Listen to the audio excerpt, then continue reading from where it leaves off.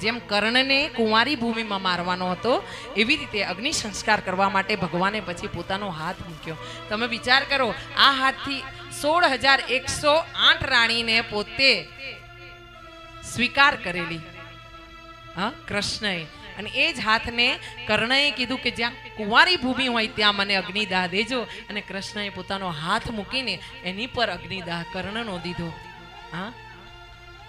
કેવો દયાળુ, કેવો દયાળુ કે જે પોતાની સામે થયો હતો, અપશબ્દો બોલતો હતો, સખીને, દ્રૌપદીને, પાંડવોને વનવાસ મોકલ્યા હતા। કેટલી વાર ભગવાનને અપમાન સહન કર્યું હતું જેનાથી, અને એણે જ્યારે માંગ્યું ને ત્યારે ભગવાને ના ન કહ્યું। એ કર્ણની ભૂમિ અમારે સુરતમાં છે, અને આજે પણ 3 પાનનો વડ છે। આ કળિયુગમાં 3 પાનનો વડ છે। ચોથું પાન ઉગે ને એ પહેલા ત્રીજું પાન પીળું બનીને ખરી જાય છે આજે પણ।